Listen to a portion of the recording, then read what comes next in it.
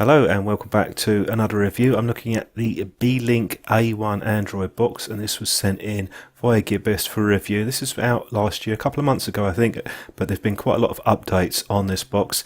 Now you can see the logo on the top there, quite a subtle appearance. Very small box, just under 8 centimeters square. You've connections on the back, AV out, the LAN, HDMI, the power input, USB 3 port, and a USB 2 next to the micro SD card slot, and on the front you'll see the display as well as the receiver for the infrared remote. Now on the underside we have these protectors on the pads, silicone pads, so take them off if you want some grip, and there's a reset button on the bottom there should you ever need to use that. Now we'll just have a quick look through the user guide. Pretty straightforward and easy to read, not much depth here, but it just tells you basic components and the accessories are included. At least it's laid out well. Now this is the supplied HDMI cable.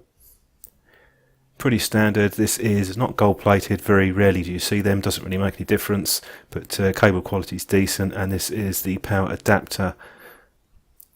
That's 5 volt, so make sure that you don't mix up power adapters. I've done that before.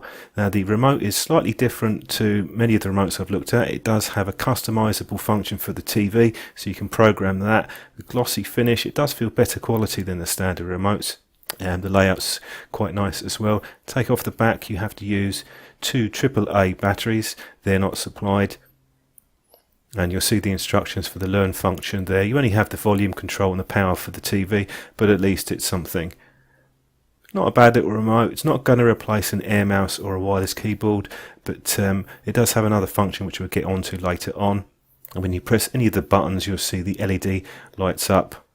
We'll just have a quick look now at the spec. You can see this is using an RK3328 processor. It's quite a common one. I've used quite a few boxes with that processor and it's pretty decent. You also have Bluetooth, 1000 megabit LAN, and you do have the dual band Wi-Fi too. So some quite decent features on this box. You notice the RAM is 4 gig, and that's quite a substantial amount for a box, and they've been getting more recently. You'll see it's a bit bright on the LCD, the LED rather, when it boots up, but it's a nice enough appearance.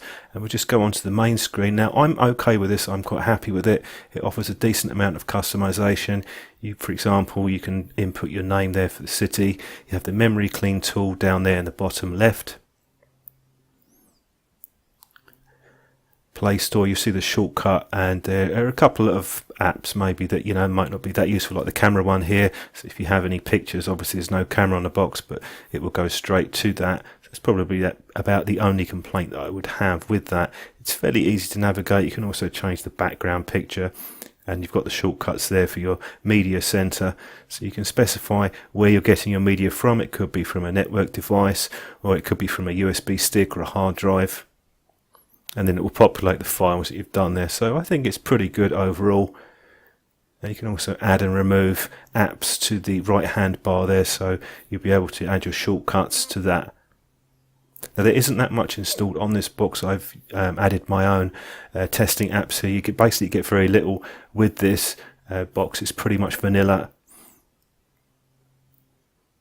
But there is an option to add some of the other apps via their own sort of built-in sort of mini shop as such. There isn't really that much on it. Now as far as the Play Store goes, that worked okay, no problems at all. If you go into the File Explorer, this is their own one. It's just very similar to the other File Explorer you'll see on other Android boxes. And it is an interesting feature with the remote, so you can program some of the buttons. You can see on-screen instructions there, so you just press the bottom right button and then the numbered button, and it will give you an instant access to the shortcut that you pick. And you can customize the shortcut too. So for example, I have the Play Store here, but you can also use any of the apps that you've got installed at all to give you a shortcut to that. So as long as you can remember them, it's not a bad little feature to have. Now if you move the screen to the right, you can add your apps here. Same procedure again as you would use for the main screen.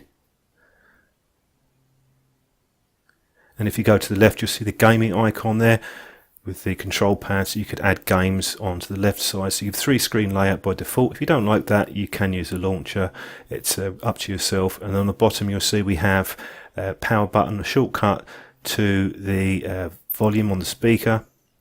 I'm just going to have a quick look in the settings. You also have Bluetooth, Wi-Fi, etc. So it's a bit like a navigation bar, sort of, but it's their own version, and it doesn't display when you're playing back video files. So you've got usual, pretty much standard stuff in the display here. You do have a few advanced settings. We're running Android 7.1, which means the user interface and layout for the settings is quite a bit better, but do pay attention to the build on this, because I did update it, and there was one that came out just after Christmas last year, an update for this, and evidently there were quite a lot of issues with this box, with Wi-Fi, Play Store not working. I've already showed you that's working okay, so we're going to test it some more.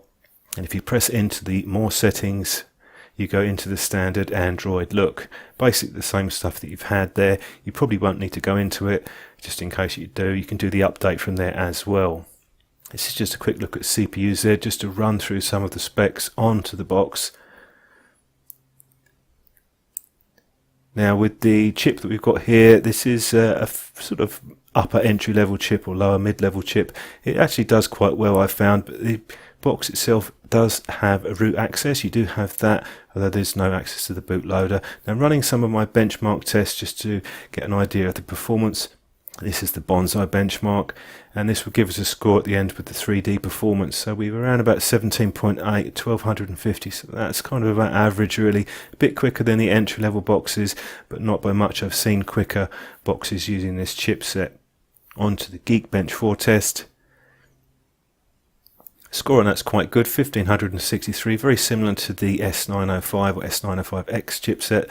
In terms of the processor performance, you won't really notice much difference between the two. You do have a Wi-Fi display. There's no mirror cast, and that works okay. It's not ideal for certain things, but it's all right. And the app market, this is their own one that they have installed, and it just gives you a few basic apps that you can download, such as YouTube, Skype, etc. So you might want to download YouTube. Make sure you update to the latest one. Now my Wi-Fi test found there was no problems at all with this, didn't have any issues with the Wi-Fi, and speeds were pretty good, and as far as streaming goes, didn't see any problems at all. So it looks like the firmware update has fixed the issues. The Play Store is working, the streaming's okay, the Wi-Fi is okay. And just to show you a quick clip on YouTube, this is 180p. It's one of my own videos, so I didn't see any problems with that. Again, make sure you get the latest version, because the previous ones can be a little bit buggy. Now as far as the 4K playback, that was another issue which was mentioned in other reviews that I've looked at, and I'm not seeing any problems with the playback on the box. So it looks like those complaints have been addressed. So as far as the overall performance of the box goes, and this is really to come into a conclusion, I'm running a 3D graphics demo now. To be honest, that's the only area where I have any serious reservations. If you're into gaming, the 3D, as you can see, a bit of stuttering there. It's really not designed, although this is a benchmark, it's obviously going to push it. You can play games on this, but it's really not designed for any kind of heavy 3D gaming. So if you're into the sort of premium Android titles for gaming, this isn't really going to do it for you. It's best to go for one of the octa-core boxes. You don't get Kodi installed, although it's easy to add yourself, and I didn't have any problems when I used that. But I do like the super compact size.